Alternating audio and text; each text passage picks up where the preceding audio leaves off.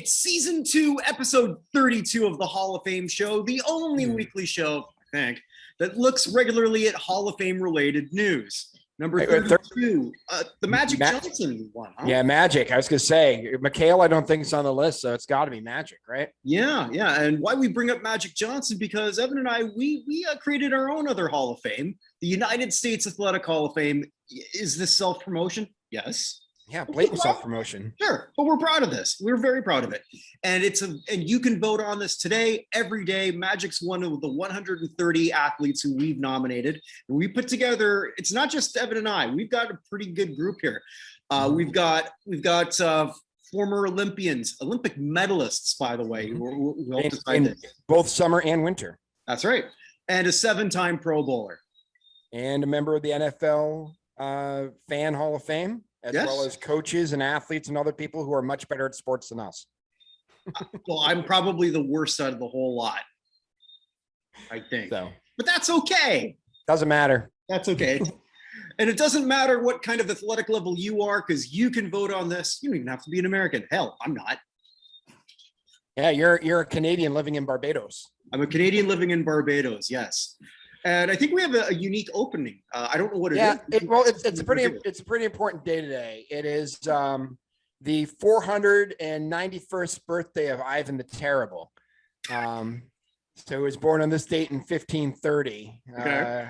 I just wanted to bring that up. Of course, we also go into, let's see, what is this? The 202nd birthday of Alan Pinkerton, the guy who founded the Pinkerton Detective Agency. Not the album? Not the album, no. That was, I think that came after him. Oh, okay. Yeah. It is the 100th birthday, believe it or not, of Monty Hall from Let's Make a Deal today. Okay. We also had, let's see, who else we got today? We got Althea Gibson. Would be her 94th birthday today. Okay. We got Sean Connery, would be his 91st birthday today. I found the cure for the plague of the 20th century, but now I've lost it. Sorry. The 90th birthday for Regis Philbin. For someone still alive, it's the 88th birthday of Tom Skerritt, the great actor Tom Skerritt. Oh, wow. And he's older than I thought he was. Yeah. Let's see who else we got on here. We got Jacques Demers. He turns 77 today. We have let's see, Gene Simmons turning 72. Elvis Costello turned 67.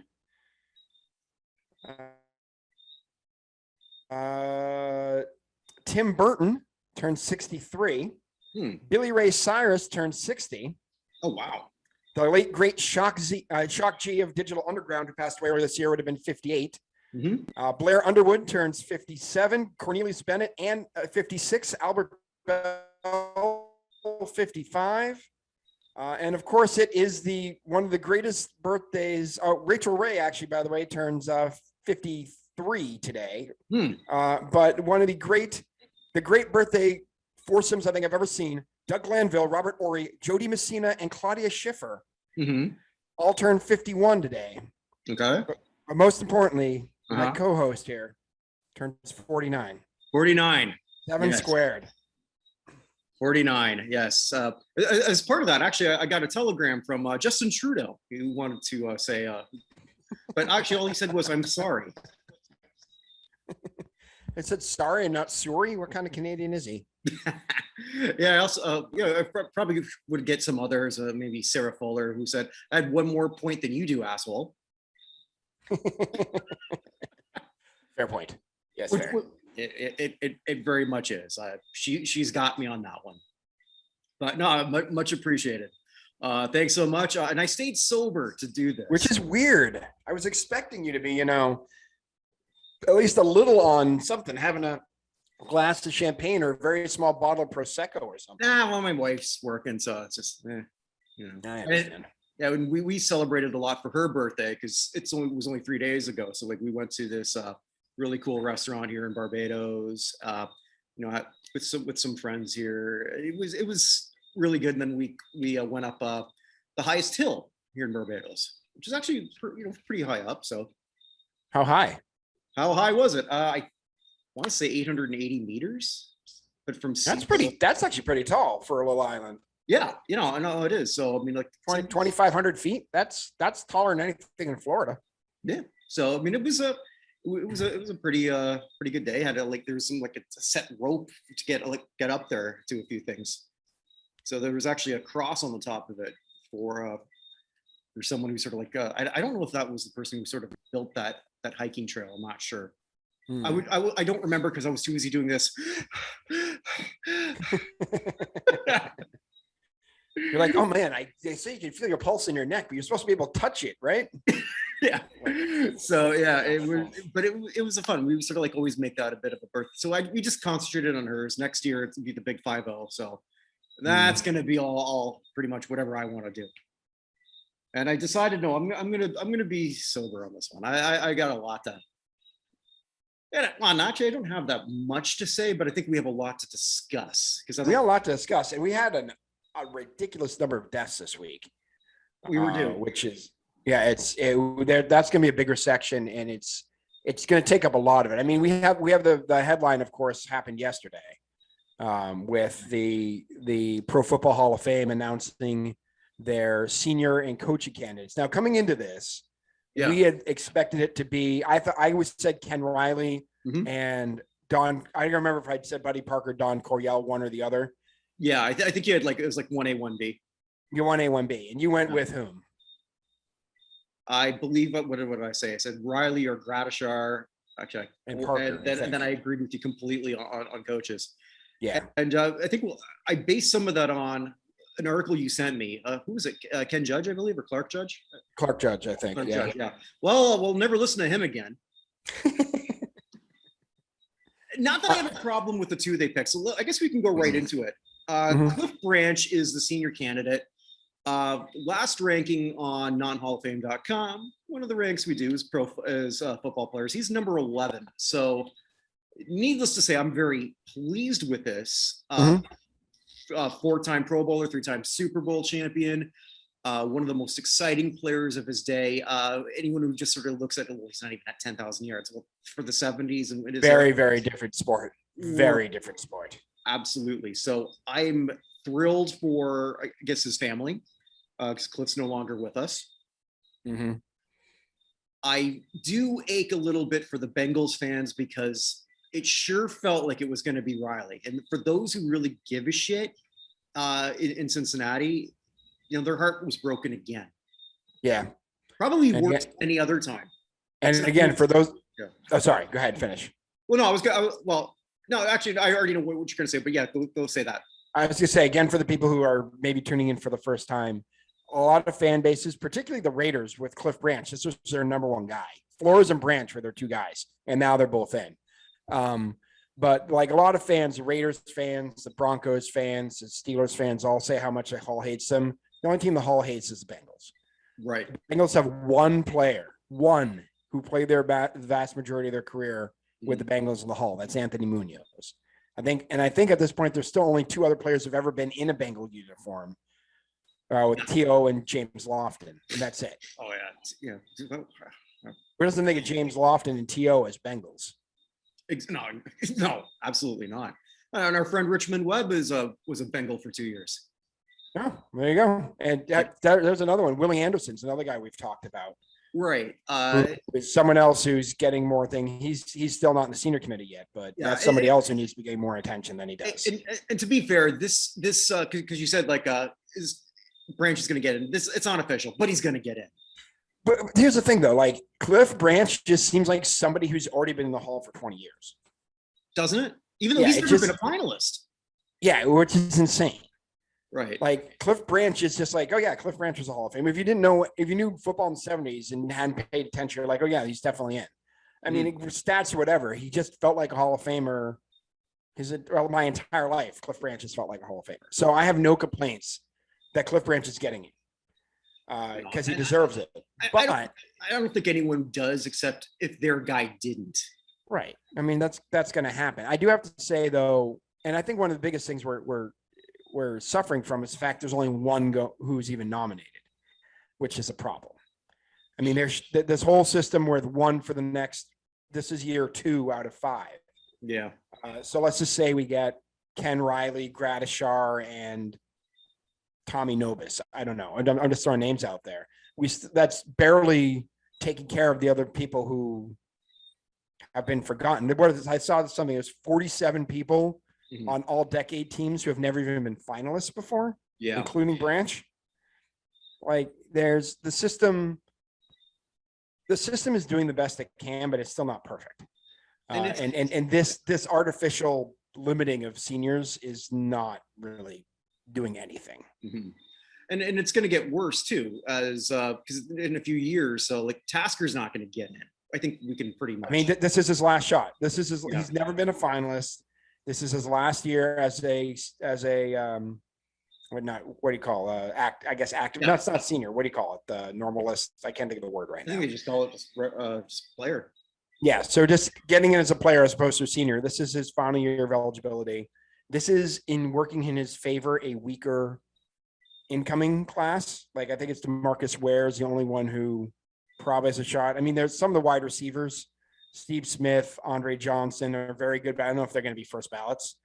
So it's entirely possible we can at least sneak on the ballot, like what's his name did last year for the Clay Matthews. Clay Matthews, right? Yeah. But I don't know if that's gonna be enough to get him in. Well, there's Clay's another. That's another name that's pretty.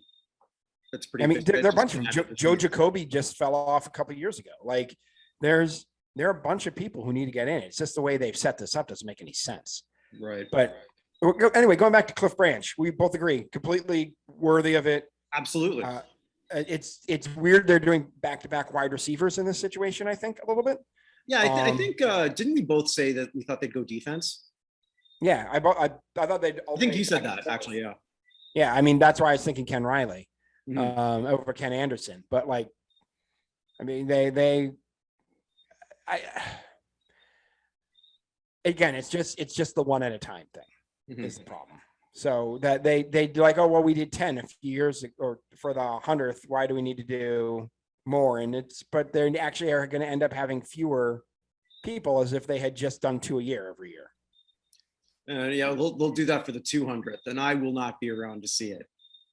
I'm planning on living as long as humanly possible, so we'll see. All right. Well, I was sort of thinking that it'd be your great grandkid who'd be sort of running the site at this point, because my bloodline ended with me, and I'm okay with that. I'm gonna have my head in a jar like Richard Nixon on Futurama. Yeah, that's gonna come to me for advice. Yeah. So. Well, you can have conversations with Ted Williams, because I'm sure they'll figure that out by then. I think Ted's head got defrosted because that's facility got. Yeah. It's just the worst. So anyway, that's the player. So Dick Vermeil. I got no problem with this either, but you think it's because he's alive? It might be. I mean, again, another guy who did TV though. Well, that was sort of the other thing too. I mean, the first thing I looked up is, all right, how old is Dick Vermeil? And is he doing some kind of TV so that David Baker could do a knock? Yeah, he's not actively on TV, I don't think, but he was for a while. Yeah. So I think we talked about this. We both thought it was Coryell and Buddy Parker are the two. I almost said Buddy Baker. That's a very different sport. Buddy Parker were the two people who we thought were most deserving, and I think we both agree Parker's probably the best coach not in there. Coryell's argument is that he's been in the battle a bunch and is responsible for the offense, which is basically taken over the NFL, right? Yeah. I brought up Holmgren last week as another person who deserves it. One of the things that, hold on a second. My stupid, ESPN pops up again. ESPN. God, I don't know what to do with this. I have it muted and I have it not on auto, and it does both autoplay and unmutes it. It's just the dumbest thing. ESPN, fix your goddamn app. Anyway, wait till you hear my shit box. It's on another website. Oh yeah. So no offense to Paul Feinbaum, who has a very good point there, was making in that video. But yeah, no, the Holmgren has a very good argument. Vermeil, one of the things actually that that got brought up today was that Vermeil was the first ever special teams coach in NFL Was history. he? Okay, I didn't know that. So he became the first special teams coach in 1969. So I mean, Jack actually had that on something today when Jack Silverstein.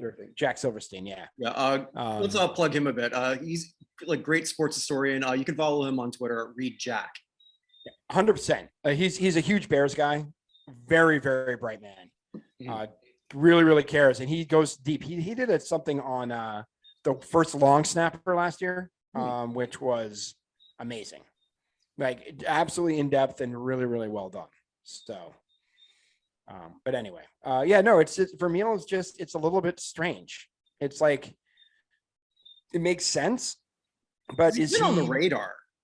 Yeah. I mean, he was one of the finalists. I saw someone listed the finalists they had, and like everyone else on that list seems almost more worthy than Vermeil. Because they are. And it's not anything against Dick Vermeil. Vermeil, twice in the Super Bowl, taking the Eagles team to a Super Bowl back in 80, 81, I forget. Well, we all know what he did with the Rams. 3 years, they were the most exciting team, and they were the best team, for a good period of time. It's amazing they only won the once.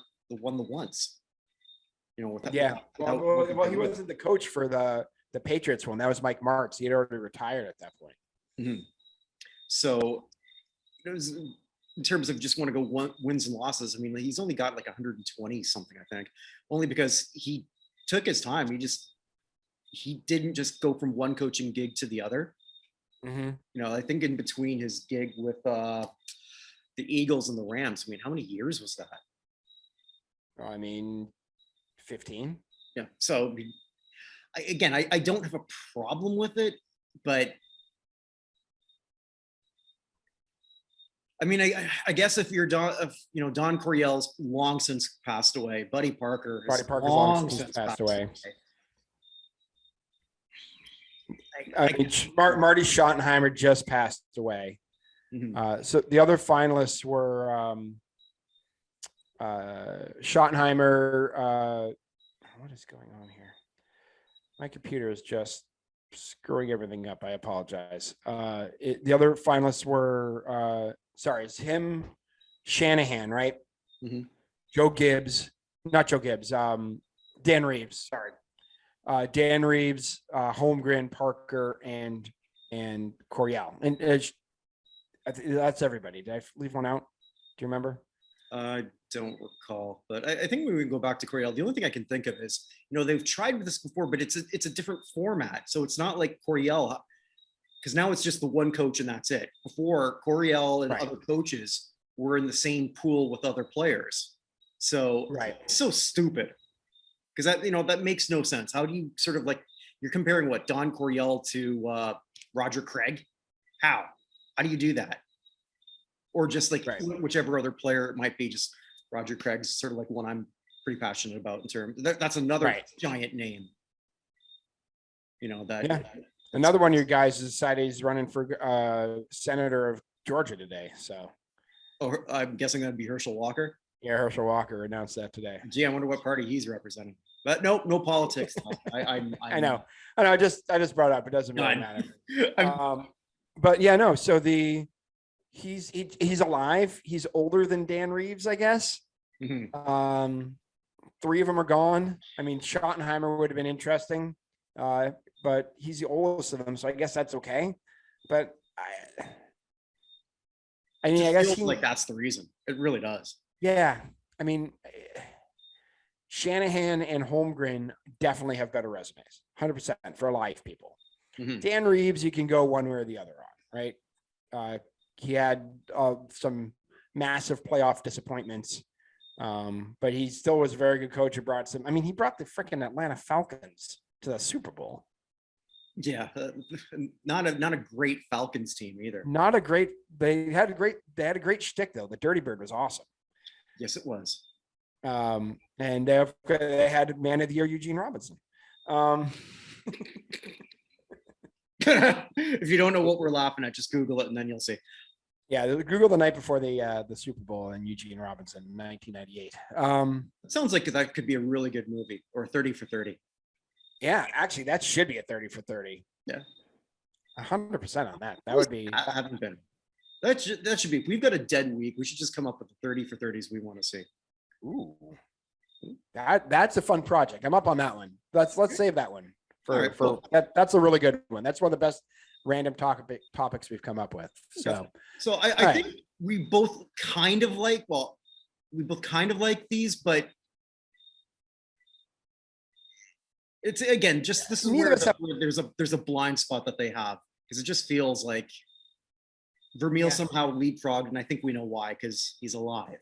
Vermeil seems, again, we're not saying Vermeil is not not at all Hall of Fame worthy NFL coach.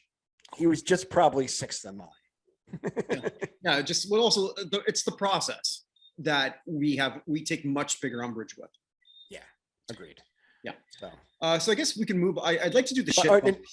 Sorry. Just by the way, they are not officially elected the Hall of Fame, but at this point, if you get to that point, you're gonna. Yeah, it's been a while since they haven't had one get in. These guys are gonna get in, especially with this setup, because that shouldn't be a problem.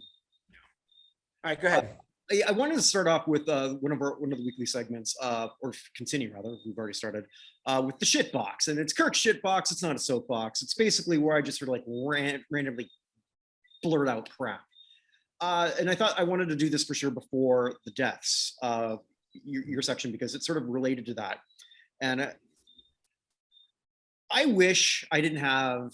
I must have ADD. I have to, because I start doing things and then I get distracted so easily. And my personal email's on Yahoo, and some dumb reason I'll go to Yahoo and then I'll see something that catches my interest, and I'm going to click on one of their dumb articles. And I should know better, and I have known better, because all the people who write for them are shit for the most part.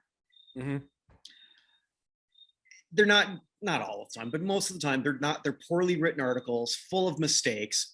Well, so they mentioned, because I know we're going to be talking about this today, Charley Watts passing. Mm-hmm. All right, so I click on that because I know we're going to be talking about that. The thumbnail is not Charley Watts. I don't know who it is, Evan. Is it Adam Driver? Because he looks exactly like a young Charley Watts. That would have been better. I don't know who it was. I could have done a reverse lookup, but I just didn't want to bother. No, and how I'm positive that this is not Charley Watts is because the thumbnail was a black guy. Oh, that's not Adam Driver. He does wear a lot of black, but no. Yeah. Was it Justin Trudeau? Sorry. Well done. Thank you. No, I figured I'd pull it back for you. Yeah, I like that. Now, this random black, or maybe it wasn't random. He could have been a celebrity at some point, but it looked like that he was wearing a suit from the 70s and he had a very large afro and glasses. This would be. Did you ever play the game Guess Who as a kid with the little picture? Yeah. I played with my kids the other day, actually. Okay. My daughter wanted to do something. I played with her. So at no point with the Charley Watts picture and this guy even be something. You would eliminate one right away with one question. Was it Charlie Murphy?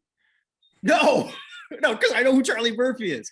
No, it's and here's the other thing. Was it Randy Watson? Amazing how he never aged. Randy Watson and all those old guys. You'd think they would have been dead, but okay. Anyway. And you can't even comment because they've disabled all comments on Yahoo to make it a nice, safer environment. Mm-hmm. So fuck you, Yahoo. That's all I really want to say. That's my shit box. I mean, like, if you can't even quality control that, yeah, like, Jesus, like, it'd be bad enough if the picture used was, I don't know, Keith Moon or Mick Jagger or something. Mm-hmm. Who's your quality control? Who, I ask you? That's my shit box. Well, it's very owly there at the end. Owly, yeah. A word we'll probably never use again. Probably not. All of us, yeah. So, Maybe that's a good segue. We actually got a segue here. Segue sponsor us? Yeah, although I don't want to lead off. We'll get back to him in a little bit because we had a lot of like smaller names I just want to mention quickly because we have so many bigger people. So I'm just going to run through a few here at the beginning because it's been a big week. Yes. So from Canadian football, we lost Nick Volpe, who was a member of the Grey Cup winning Toronto Argonauts in 1950. He passed away at the age of 95. He was their starting running back.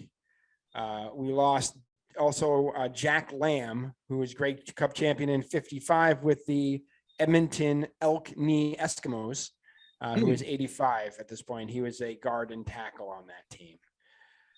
From the world of auto racing, we lost at age 87 Ramo Scott, who was stock car racing, who's a member of the National Dirt Late Model Hall of Fame, which I can literally say is not a Hall of Fame I knew anything about before learning about Ramo Scott.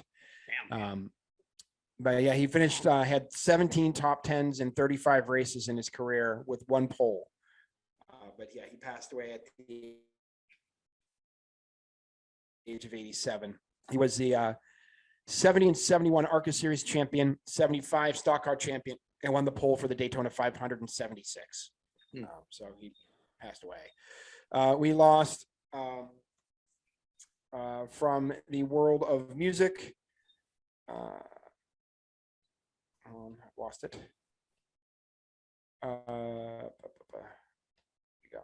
Gary Chicken Hirsch, drummer for the rock group Country Joe and the Fish, passed away at the age of 71 earlier this week.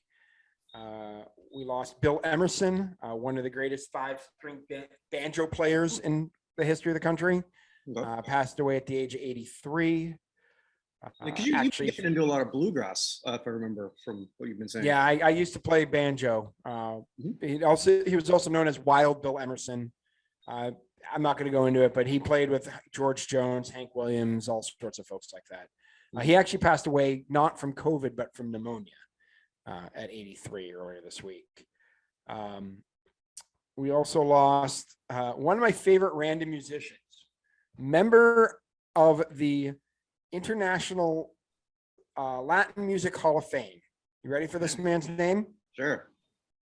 Lawrence Ira Khan, better known as Larry Harlow, a Jew, 82-year-old Jew, who is one of the greatest American salsa performers of all time. There cannot be that many of them in the International Latin Music Hall of Fame. Probably not. And right now there's a 20-year-old hearing. He must have culturally appropriated. Perhaps true, but he had a renal condition when he passed, but he was his group was Larry Harlow and the Fania Latin Legends, and he was still performing up through earlier this year. So, but he passed away earlier this week. We also lost Tom Hall, the country music writer who wrote, among other things, the Harper Valley PTA, which is number one hit crossover. Didn't he just I think he just got into the Songwriters Hall of Fame not that long ago. Dang. Yeah, he was 85. I don't see. Was he in the Songwriters Hall of Fame? I mean, I could see. He is in the International Bluegrass Music Hall of Fame. Yes, in 2019, the Songwriters Hall of Fame. There you go. Yeah, I thought I wrote about that at some point in time. Yeah, he and his wife Dixie won the Songwriter of the Year award in Bluegrass Songwriter of the Year award in 02, 03, 04, 05, 07, 08, 09, 2010, 11, 13, 14, and 15. Now, which for a guy in his late 70s and 80s is pretty impressive. But yeah, he was 85. Let's see here. Also, sort of from music, and we'll come back in. We'll do this one first. The lead singer of the band Trouble, Eric Wagner, passed away from COVID at the age of 62 earlier this week. We also lost the saxophonist Brian Travers from UB40. Yeah, that was passed away. Go ahead. Yeah, no, I was just gonna say, just because one of the other shows that I do, which I'll promote later, but it's the how did this get to number one? And we looked at UB40, and when I was doing the research on that, I was actually listening to quite a lot. A lot more than I ever, a lot better than I ever gave them credit for. I always remember them for that annoying Red Red Wine song. I think I just found it annoying at the time because I just kept hearing it over and over and over. Yeah. Well, my UB40 story here. So my wife spent some time in Burkina Faso. Mm-hmm. And so they were driving around wherever they went in this, they had the same bus for everything they're going on.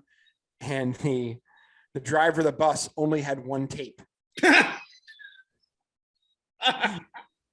And it was a UB40, not the greatest hits, just that whatever album it was that had Red Red Wine on it. Mm-hmm. So she gets flashbacks to Africa every single time she hears Red Red Wine. So that means more to her than the song Africa by Toto. Yeah, it is true. Yes. So Brian Travers was 62. He passed from brain cancer. Yeah. All right. Also, this is sort of music. I have to bring her up. She in her obituary, it said music groupie. Connie Hamsey passed away. Yeah. Known as Sweet Connie or Connie Flowers.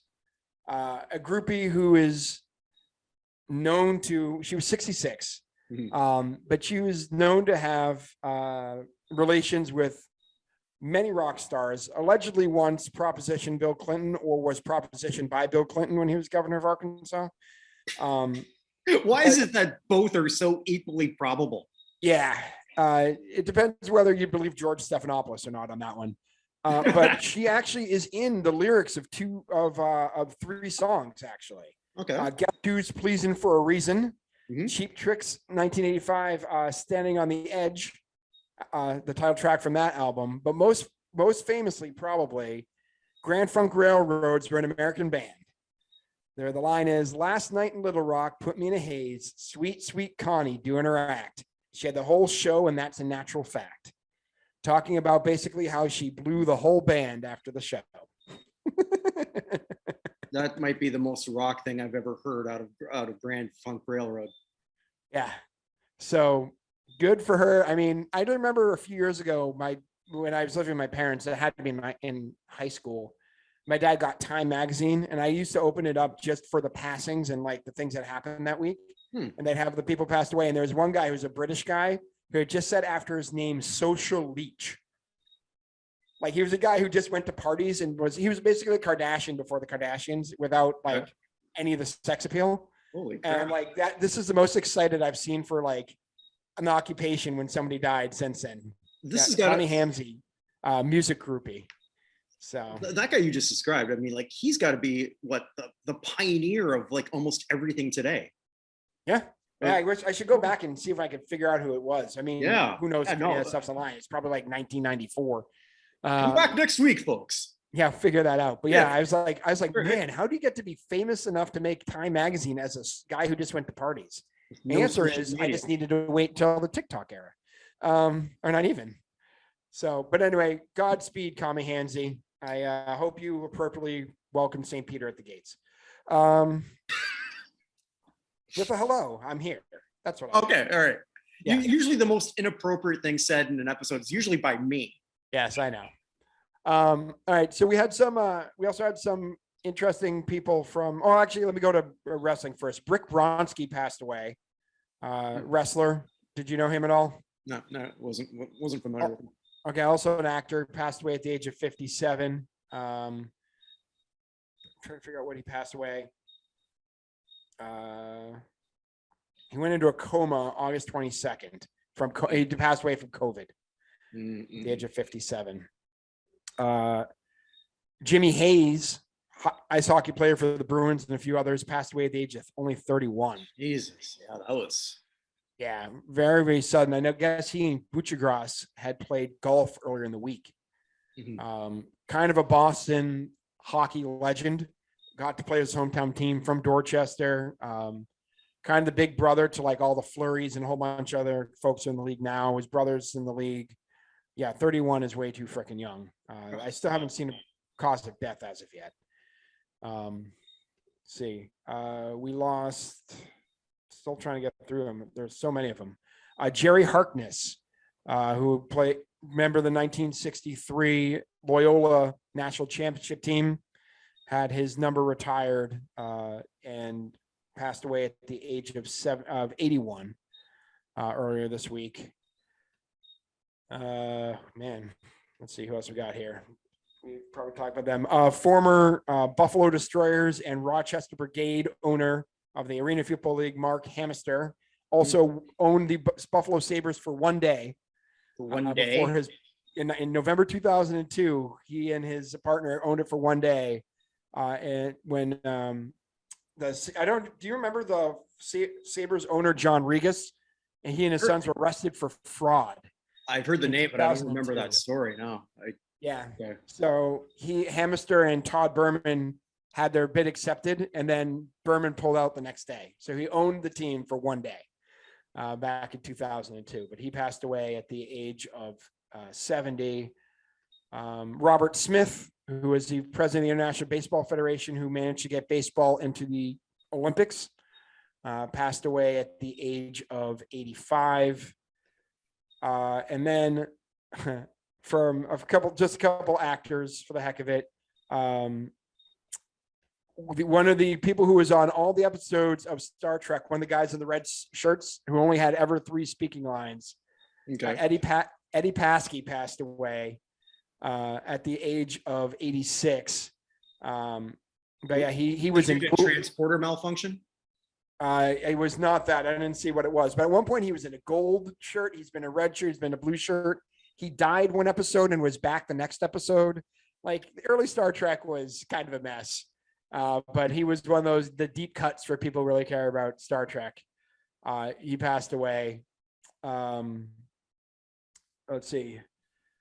We also lost Sonny Chiba from COVID. Yeah. Probably best known to people most recently as Hattori Hanzo from the Kill Bill series.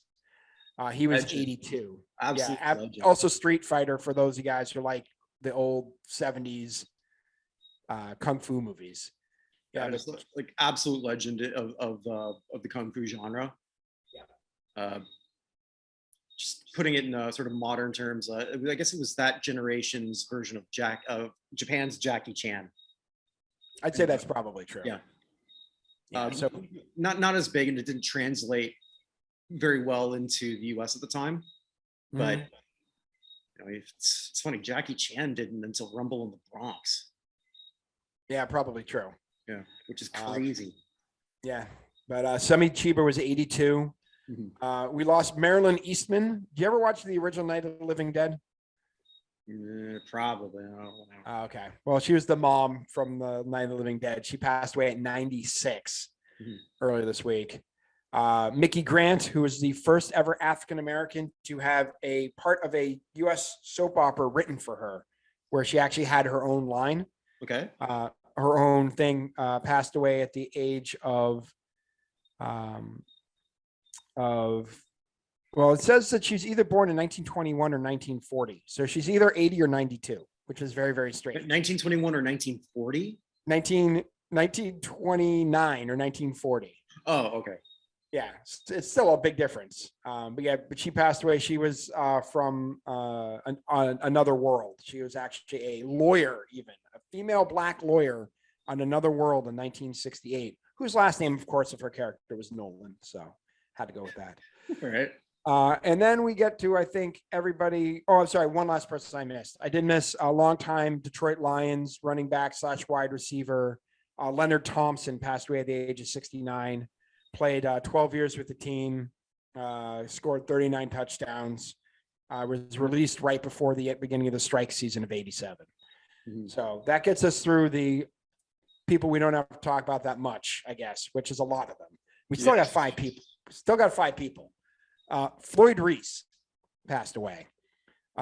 Floyd Reese he played in the Canadian League, but best known for building that Titans team that made the Super Bowl as a general manager. was a senior football advisor at the Patriots, but responsible for drafting Eddie George, Vince Young, Javon Curse, Steve McNair, all sorts of folks like that. One of the most important. I mean, he took, again, I joked about getting the Falcons to Super Bowl, getting the Oilers / Titans to Super Bowl. That's one of the, I mean, I still remember the story of Archie Manning. He was on all those terrible Saints teams, and they finally traded him, and they traded him to the Oilers, which were the only team worse than the Saints at that point. So, I mean, he built that team up. He got them there. They were 1 yard short of winning a Super Bowl, or that great tackle by former Patriot Mike Jones. But yeah, one of the most important executives of the 90s. Let's put it that way. I'd agree with that. He passed away at the age of 73. We lost Bill Freehan. Passed away this week. Yeah. Great catcher, maybe one of the best catchers who's not in the Baseball Hall of Fame. 11-time All-Star, I think, or something. Yeah, 11-time All-Star, 5-time Gold Glover, won a World Series with the Tigers in '68.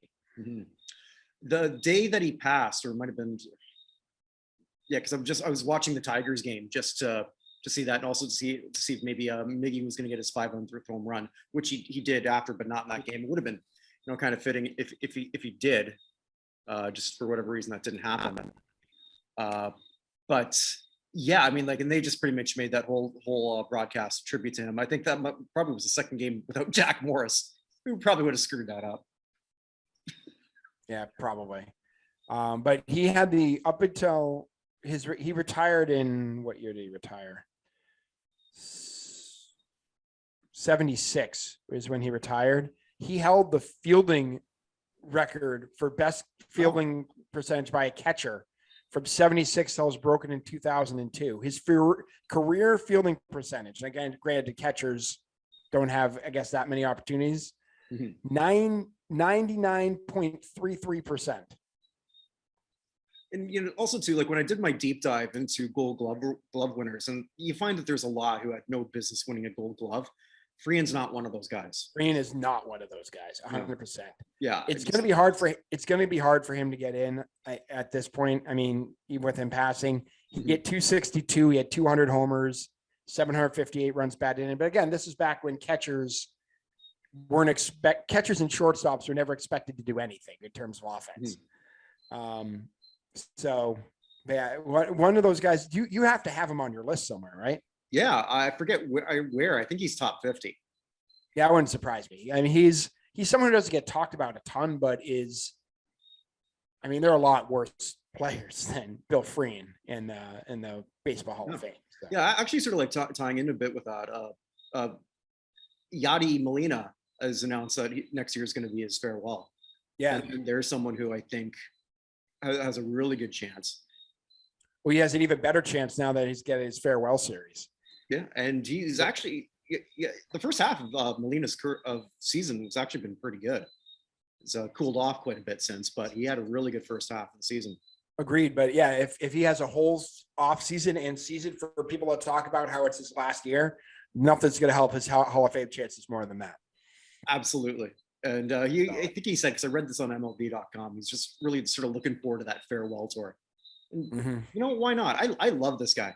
First guy I ever really saw who I thought really rocked that neck tattoo. Didn't see a whole lot before he had one. True. Ortiz did the same. Ortiz did the same thing, though. By the way, so Ortiz, I didn't even notice that Ortiz had a neck tattoo. Oh no, did the year long. This is my last season. Okay, I was gonna say no. Ortiz does not have a neck tattoo. No. So, yeah.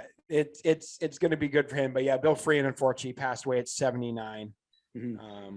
He died from essentially dementia earlier this week. So he's lived with dementia for the last several years of his life. We'll do one last sports one, and we'll go to the two big names in music. Rod Gilbert passed away. Well, age of 80. Hockey Hall of Famer from 1982, Mr. Ranger. It's really, I mean, he was the reason why a lot of people would go see just average Rangers teams. That team was terrible for so long. Mm-hmm. Kind of like I want to say almost like the Ernie Banks of that, playing Right. your career for like a high profile team, great attitude, just great guy from everything that I've ever read or heard, and just saddled with a giant high profile team that just goes nowhere. Yeah. Yeah. So he was all-star game in 8 seasons, won the Masterton Trophy, won the Patrick Trophy, was first team all-star in 71, 72, and second team in 67, 68. Mm-hmm. Also got the Ellis Island Medal of Honor. Oh, what's that? 2010 for his humanitarian efforts. Oh, cool. Okay. I didn't know that. That's, I mean, just goes right to what we were saying, right? Yeah. It says that Medal of Honor is for individuals who've made it their mission to share with those less fortunate their wealth of knowledge, indomitable courage, boundless compassion, unique talents, and selfless generosity. They do so while acknowledging their debt to their ethnic heritage as they uphold the ideals and spirit of America. So they have a whole list of people down here who've won it. I'm just looking quickly. We have everything from, well, the current president's on here. Bob Hope, Telly Savalas. There's just tons and tons and tons of them. But yeah, Kirk Douglas and Michael Douglas. But yeah, there's a bunch. So yeah, so Gilbert passed away at the age of 80. Yeah, the gag, Vic Hatfield and Jim Tell.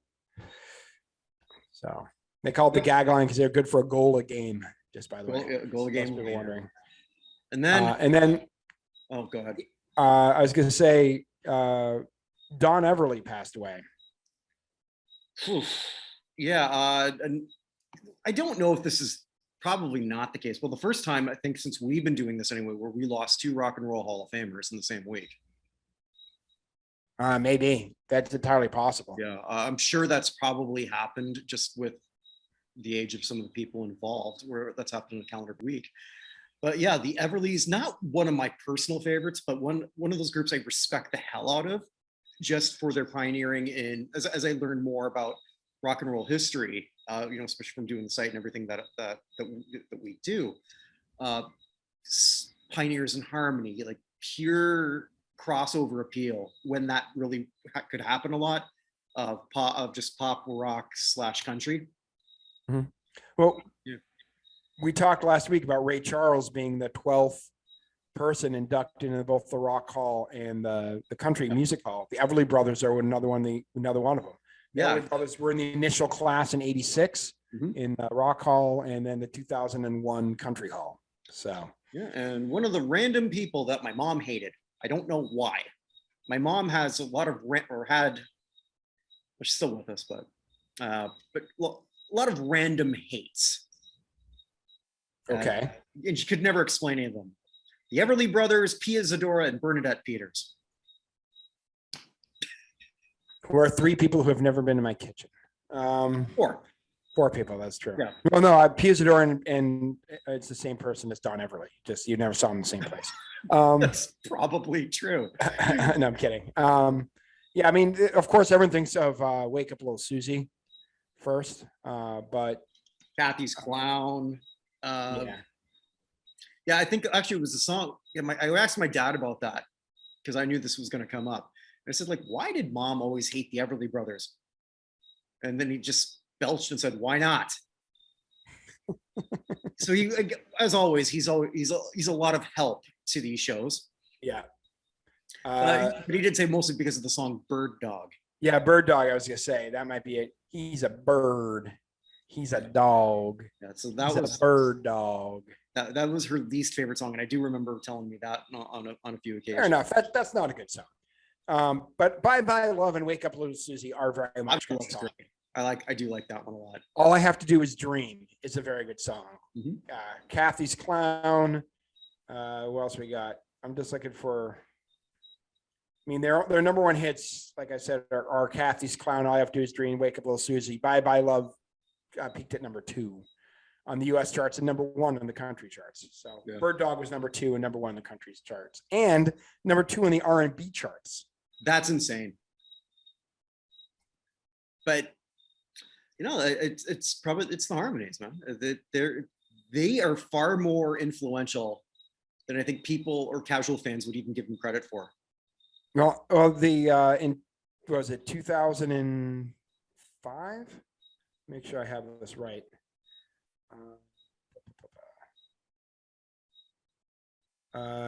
Yeah, 2015. Rolling Stone did their 20 greatest duos of music of all time, and put the Everly Brothers number 1 over Simon and Garfunkel. Well, I mean, that says something. Well, it's because of Garfunkel. Hey, if I had $1 million, I could buy you some art, either Picasso or Garfunkel. Very nice. Yeah. So anyway, yeah, but his brother Phil, who was the younger one, passed away back in 2014 at 74. Don passed at the age of 84 earlier this week. And yeah, I guess then with the finale, brings us full circle after all those names back to Charley Watts. My biggest regret musically or in terms of concerts is that I never saw the Rolling Stones. And I was a workaholic when they played that SARS concert. And which was like such a generous thing for them to do. It's like only like $15 a ticket with everything going there. And I didn't go because I was just, I got to do all my work. I was doing some sales job I hated, but I should have went, and I didn't do it. If for no other reason to be one of the drunken people booing Justin Timberlake, who took time out of his time to do this, which was so stupid. Like looking back, I would have been one of those assholes, and I would have been a bigger asshole. Like, yeah, you don't like his music, okay, but he's there. But yeah, Charley Watts, just an excellent drummer, very proficient in jazz drumming too. That was his other big passion. So stoic. Probably the least looking rock star of the 60s of any rock star, huh? I joked he looked like Adam Driver. He did look like Adam Driver. But when you look at the pictures of him in the 60s, it literally looked like a harried science teacher bringing 3 kids or bringing like a bunch of unruly kids on the field trip. That's good. Yeah.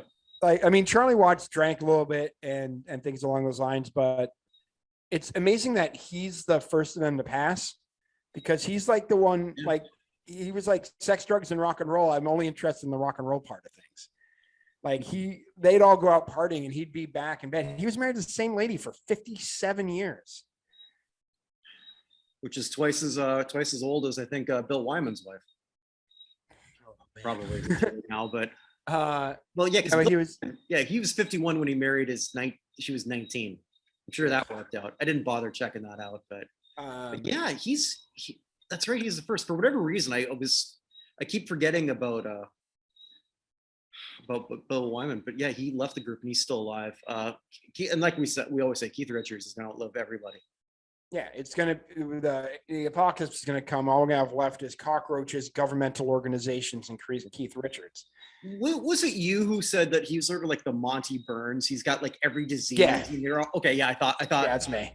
Okay. Yeah. He's got every disease fighting, and they're none of them can win. But yeah, Charley Watts though was, I was listening to some of the things that people said about him, and there were great tributes from Paul McCartney and Sting and Bono and like members of the Beach Boys and everything about him. But two of my favorite ones that I saw were, one, they were talking to Keith Richards actually about what it was like being in the same band for so long and what he's learned musically. And he said, one of the greatest things in my life is that I joined a band and my drummer was Charley Watts. I've had one drummer my entire career, and he's one of the greatest of all time. And that was amazing. The other one was one of my favorite stories. So they played a show, and Charley Watts went home and went to bed in the hotel. And Keith and Mick got back at like 5 o'clock in the morning, and Mick calls up his room, calls up Charley Watts' room, and says, "Where's my fucking drummer?" And Charley hangs up on him. They don't think anything about it. Charley wakes up, gets fully dressed in his nicest suit, puts on cologne, goes down to Mick's room, walks in and says, "I'm here, and I'm not your fucking drummer. You're my fucking singer," and punches him in the face. It says, "Never say that again," and walked out and went back. And then that afternoon was there for the show. We're recording it. That's awesome. I never heard that. That was a great anecdote. But yeah, seriously, I mean, if you're making the list of drummers, so someone actually did the Modern Drummer Hall of Fame in 2006.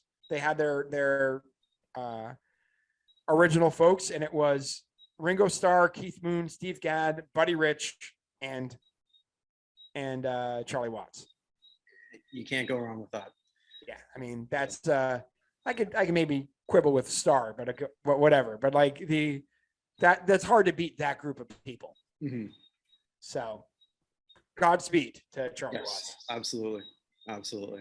Yeah, that one, man, our in memoriam. I hate it when it's so long, huh? Oh, I do too. But it was just like they're like a whole bunch of people. Like I should probably mention them. But we still had like 5 really big names. Yeah. Floyd Reese, maybe not as big as the other ones, but still someone who is real important in sports over the last 20 years. Totally. So that leaves us with 2 sections. I guess I'm looking forward to you doing the hammer because I don't know what you're going to say. I've kind of told you what I'm going to do here for mine. It's the elevator up, elevator down. And what I basically do is I look at who in the last week made their Hall of Fame chances better and who made it worse. And one is my elevator up is pretty much someone who's already there, but it's someone we've never talked about. And I thought it would be sort of nice to give her a bit of props. Hilary Knight is now tied the record, I believe, from Cami with Cami Granato with 44 goals, the most ever internationally for any woman in the tournaments. That includes like the Worlds and the Olympics. Hillary's probably going to be a first ballot Hall of Famer already. She's only 33, so she's still one of the top players. And for a Canadian to say this, obviously it's not my most fun thing to say, but the United States has easily eclipsed Canada as the premier women's hockey power. And Hilary Knight is a big reason for that. And I just want to bring up, these are her accolades that she's won on the international stage. It's just absolutely filthy. Oh, that's Dick Vermeil. Did I not have this ready? No, I didn't have this ready because I'm an idiot. Take a minute here. I can vamp. Yeah. So, but just disgusting too. Like star at University of Wisconsin, probably the best women's hockey player they ever had. Took them to the Frozen Four. All right. So here's her gold medals: Olympic gold 2018. World Championship gold 2008, 2009, 2011, 2013, 2015, 2016, 2017, 2019. There wasn't a 2020 tournament. The 2021 tournament's going on right now.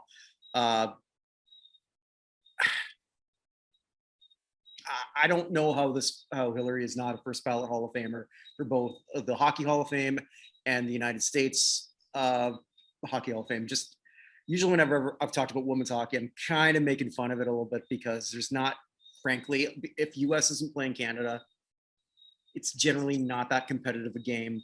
Right. But that's not Hillary's fault. Right. That there's not a lot of people at her level. So I think just she deserves a lot of props. And I just wanted to say congratulations to her.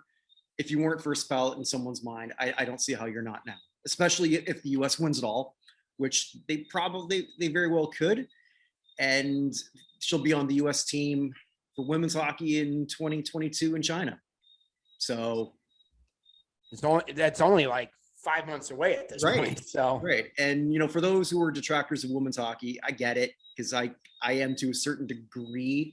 I actually have said I don't think it should be in the Olympics because there's not enough good other countries, but whatever it is. And if she could win 2 more gold medals, and maybe by the time someone's listening to this, she already won another one. Mhm. My elevator down is someone who's already been an elevator down. I think you were off that week. I think Glenn. I did listen, and the elevator has gone even further down. Yeah, someone I've been cheering for, and I still am. Sha'Carri Richardson. I really, really like her. I love her look. I love her style. I love her swag. But sometimes you got to know when to do it. Mm-hmm. And have you heard her post interview? Yes. Okay.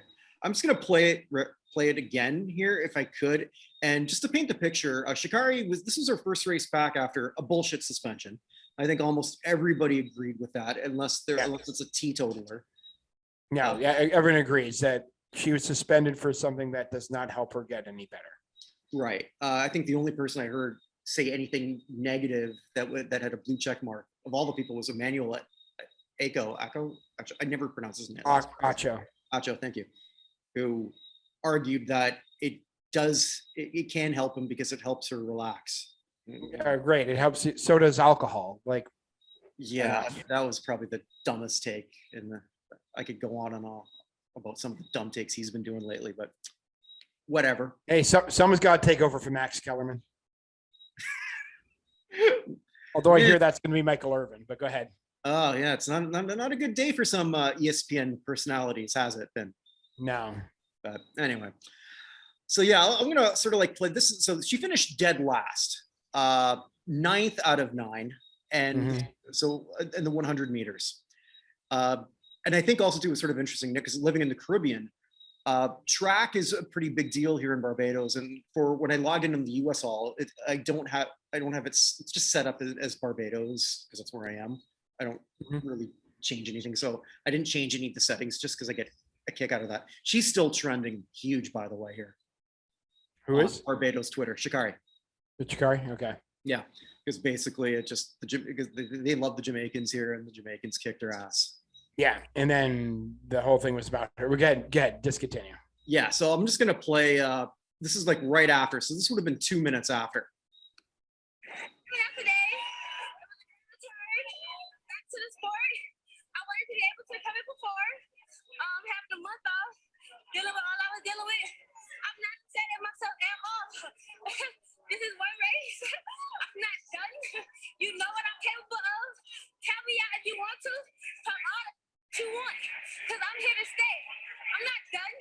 I'm the 6th fastest woman in this game ever. And can't nobody ever take that from me. Congratulations to the winners. Well, y'all heard it. Okay, so there's someone talking over that. I have never. Okay, first off, I love your confidence. I do. But when you're chuckling in the middle of it, you're trying to convince yourself. You're not trying to convince the viewer. Yes, correct. That's what you're doing. Correct. I guess over in your time off, you didn't train. Or I don't know what you're doing. Like that, it's. She's probably smoking up. It could very well be. And I think you, myself, and most people could care less what she smokes. Really don't care. But I've never heard anyone talk that much shit. That was the bleep word right after. Like, no one wants to talk shit about you. I don't even know that anyone needs you to necessarily be humble. But this is weird. Like, very, very strange behavior.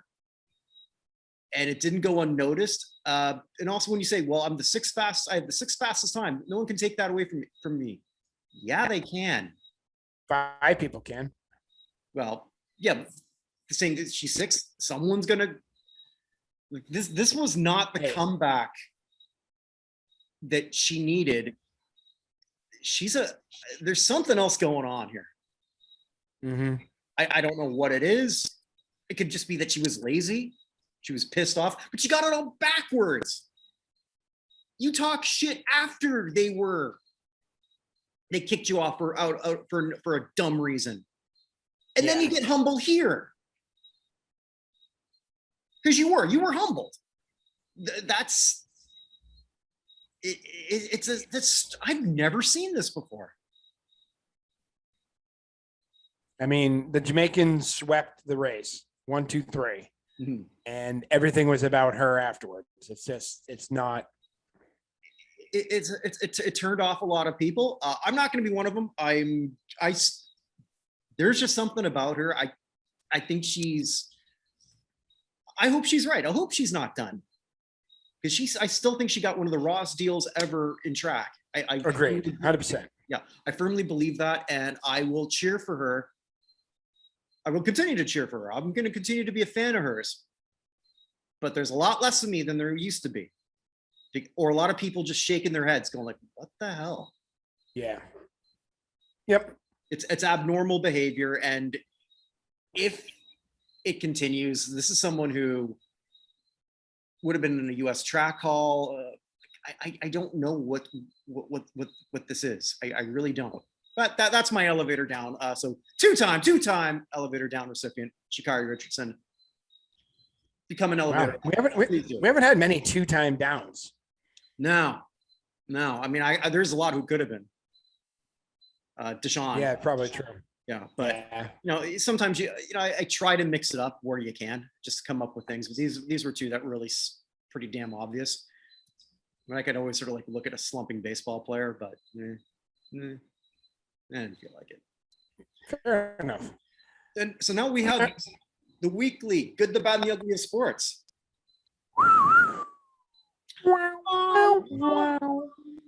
In stereo. Yeah. So it's not actually all sports this week. I'm actually going to go with my good this week. I don't know if I've talked about it, but there have been a lot of bands who have had some good music making some comebacks. Semisonic did last year. Mm-hmm. There's a couple of decent songs out by the Wallflowers right now. Counting Crows has a song out called Elevator Boots, which I enjoy. It's a lot more country than they've been in the past. Mm-hmm. But I have to say, nothing has excited me more than the most recent stuff from a guy who I think you and I participate in Nick Bombach's Rock Hall Revisited. We both vote in that. Yeah. And one of the people who's been the ballot the last few times, and I voted for every time, is Mr. William Michael Albert Broad, better known as Billy Idol. Mm-hmm. Billy Idol has a new song out called Bitter Taste, which is maybe the best song he's ever done. It's at least, I haven't heard it yet. It's fantastic. We obviously can't play it for the fact we have no money to deal with any sort of royalty fees. But it's incredible, and it's somehow late career Johnny Cash while still being an 80s song. I don't know how else to describe it. It's a very, very cool song. But I just like the idea that these guys are still out there in their 60s, because a lot of guys have stuff in there when they're younger and it's just never good again. Idol's been off for a while, but this is just really, really good, and I'm very excited about it. And I hope that while we've been talking about it in the Rock Hall Revisited thing, he hasn't really gotten much push in the real Rock Hall, and I think he's at least someone who should be discussed. Okay. So your good's an album. My good's an album in the rebirth of a cool version of somebody who's kind of been out of the public eye for a while, in Billy Idol. It's really good. That's all I have to say. So if you haven't listened to it, Bitter Taste is an awesome single. The album itself isn't out yet, but I'm very, very excited to find out what it is. And I will buy it because I still invest in CDs, my friend. It's not the type of banks. I admit I don't, but I will be sort of putting that on. If it's on iTunes, I'll be listening to that. Yeah, go find it. Bitter Taste by Billy Idol. So I'm a big fan of new interpretations from people we've heard a lot from over the years, and it's a really cool way of Billy Idol coming back in. So that's my good for the week. I was trying to think of anything that was particularly good, and I was like, what's making me happy this week? And I came home today to listen to Billy Idol, so why not? Bad. I do want to have a special shout out for the bad, for the guy who said he ran his analytics on the last 25 years of football, and that Bill Belichick was the 18th best coach in the NFL during that time. Who's this? I couldn't find it again, but he's getting randomly dunked on by basically everybody throughout the internet. Wow.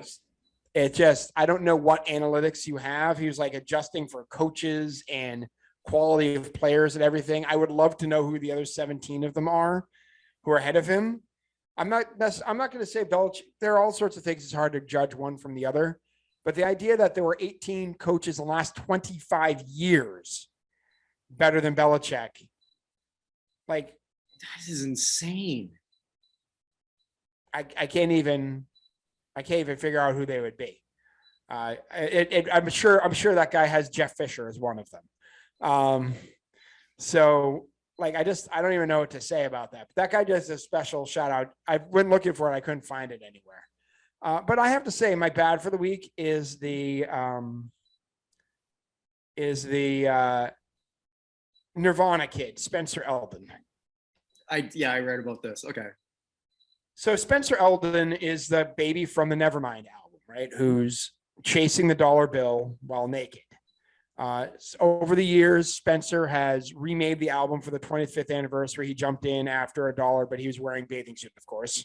Mm-hmm. He also has the word Nevermind tattooed across his chest up here. But he has done all sorts of stuff over the years with this. And the 30th anniversary of the album is coming up here. And he was trying to get Nirvana to support him in his art shows. And they kind of ignored him. So what's he doing? Mm-hmm.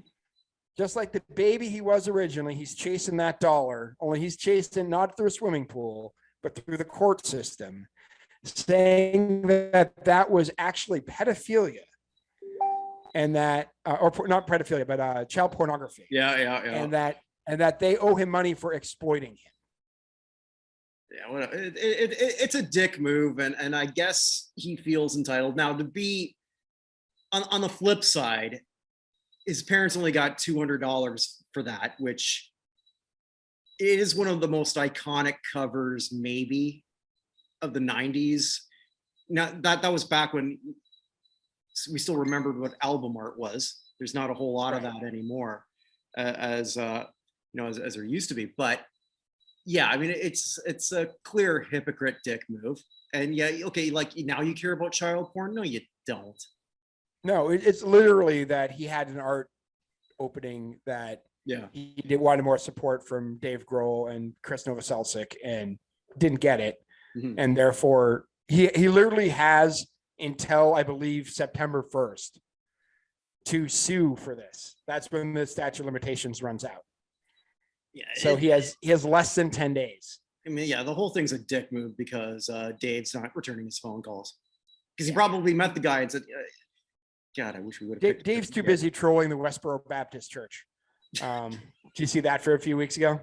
Yeah, I saw that. It's they're protesting his concert, and he went by in a flatbed truck and played the "You Should Be Dancing" by the Bee Gees on the way by. But yeah, this is just, it's dumb. I'm sorry. I'm sorry your parents only got $200 for it at the beginning. Like, they're fairly compensated for a random photo. You know what I mean? And you're still looking at it. Yeah. There's no way of knowing if you buy an artist, if you bought a Renoir for the equivalent of $200 mm-hmm. back in the 1870s, and all of a sudden it's worth a whole heck of a lot of money. Yep. I'm sorry.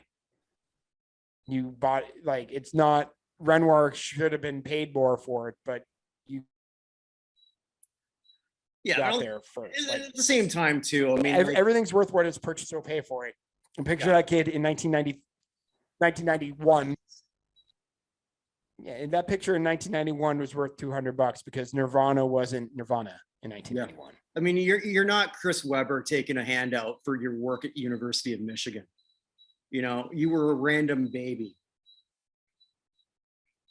You know. But, yeah. And honestly, if you're going to punish anyone for that, the person who sold the child pornography is your parents.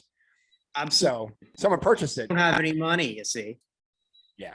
So, but I hate money grabs particularly for stupid shit.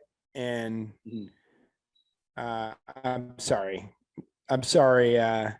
Never mind, kid.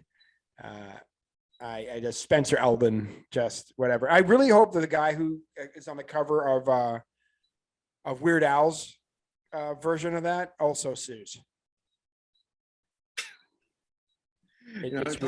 I'm trying to think of like all these other things who could probably like. I can't even. It's Weird Al chasing a donut. Just by the way. Oh, okay. Dare to be stupid.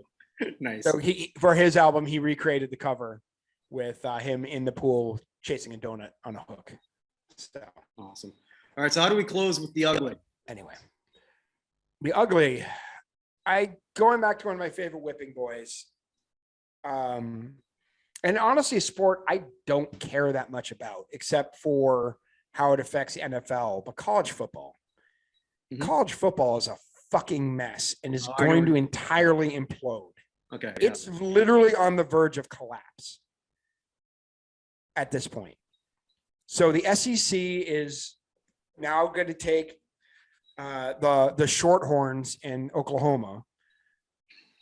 Mm-hmm. Again, Texas really wants to go to a league where they're going to finish 5 and 7 every single year. God bless them. And get dominated by A&M. And the 41 schools in the Pac-12, Big Ten, and ACC have gotten together and are forming a partnership of indeterminate usage to protect themselves, all the while talking out of one side of their mouth about how important the Big 12 is to them as one of the Power 5 conferences. On the other side, not including the Big 12 in any part of these discussions whatsoever. The Pac-12 is talking by the end of the week, they're going to talk about what schools are going to bring in to expand. Like, they're not going to take the Big 12 schools allegedly, but of course they are. If you're Kansas and Kansas State, why are you not joining the Pac-12? What, they're going to go take Boise State and UNLV and New Mexico? No. I would think, though, the Big Ten would be a better fit for the two Kansases, but the Big Ten's already got what? 14 schools? Are they going to, I guess, I don't know. I don't know what they're going to do. West Virginia is going to be left in the cold. Iowa State's going to be left in the cold. Oklahoma State may be left in the cold. They'll probably, Kansas and Kansas State will probably band together as a package, I'd imagine. To wherever they go, add them to the Big Ten, right? Oklahoma State, because Oklahoma State they cannot join the Big Ten under Big Ten rules. Why not? In order to join the Big Ten, you must with one of the other states. Oklahoma does not touch Nebraska. Okay, but if Kansas joins. Sorry, my internet wasn't stable there for a second. Say that again. Yeah, but if Kansas joins, right? Yeah, well, if Kansas and Kansas State join, they could go get Oklahoma State. They could get Iowa if they wanted, or Iowa State if they wanted to. They get West Virginia if they wanted to. Yeah, I always forget about Iowa State. Although, again, West Virginia should just join the ACC. So Virginia Tech and West Virginia and Pitt just all belong together. But the whole thing is a freaking mess, and all the other schools just don't matter. And they're going to talking about expanding the playoff now to 12 teams, which is being pushed by the SEC. And the whole thing is all a money grab. We've been told it's amateurism and one for all and all for one with at least the Big 5 schools. It is a goddamn mess. It is going to completely implode. And what's going to happen this season is none of those states in the South have done anything about COVID. And there's going to be games canceled like anything coming up here, because it is exploding down there. It's going to be interesting to see like really good teams like Cincinnati, South Florida has gotten really good. South Florida, I can see winding up in the SEC also. But I mean, at this point, I mean, why don't you just say we've got 2 power conferences and just leave it at that? This one plays the other one, East and West. Everyone else. I mean, that's where we're headed. I mean, it's at least they're open and honest about it. You know, at that point, and then you just have like, yeah, I mean, yeah, the whole conference system has been a mess. College football is one of those things where I am absolutely in love with, and I feel dirty every time I watch it, and I keep watching it. That's my biggest vice. Beer, diet pop, and college football. That would be an awful 30 for 30. Or see, I grew. See, I grew up in the worst place in the country for college football. In the Northeast does not care. Really? Boston is the lowest ranking for college football every single of all the major markets. Okay. By far. Boston is a professional sports town, right? We care about the Beanpot hockey tournament every February, and then we stop caring about college sports again. Like that's what it comes down to. In the NCAA tournament, if BC is good, if UMass is good, if BC and Providence ever play, BC UConn ever play, Syracuse. But other than that, nobody cares. So honestly, they should just, I mean, they've already destroyed almost every major rivalry there is in these sports. Mhm. I don't know what they're going to do. And I don't know what, like you said, TCU and Baylor. And I brought up Boise State, right? And there are a lot of good schools out there who don't fit in this model, and they're more likely to dump Boston College than they are to put South Florida in at this point. Yeah, because you're right. It's if all you're about Boston the market. College, you're Syracuse. Yeah, you're Boston College, you're Syracuse, you're Indiana. Nobody cares. And that sort of brings an interesting thing. So you mentioned Boise State. So Boise State's a far better program in football than UNLV. Mm-hmm. Do we really care about the Boise market? I'm looking at that Las Vegas dollar. Yeah, you care about UNLV. Yeah. Definitely. And it's going to be a whole lot of just the same crap, and I'm going to be the same idiot because I can't stop watching it. Yeah. Oh well. But here's other things you can watch. Let's close with some promotion if I could. Go for it. Yeah. All right. So a new show just came up. It's with Vinny Lospinuso, and it's Vinny Makes the Hall of Fame Case for. So we just did the first one, and it's about Charles Follis, the first ever African-American paid pro football player. And it's a really interesting source. If you want to do, I didn't know who Charles Follis was.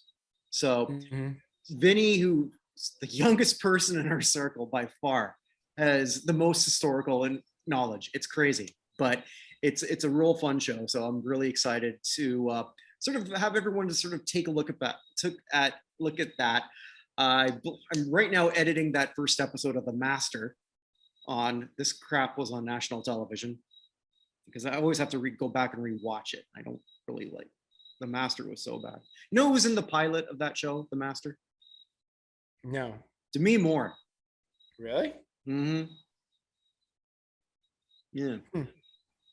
Interesting. So we've got that coming up, and there's always going to be a lot more. Evan will be back next week. You're not going on another vacation. I got you for a while. Hopefully with fewer deaths. Hopefully with fewer deaths, please. Let's hope.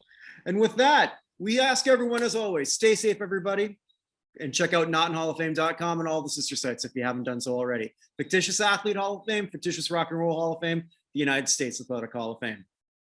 Bye, everyone. Take care.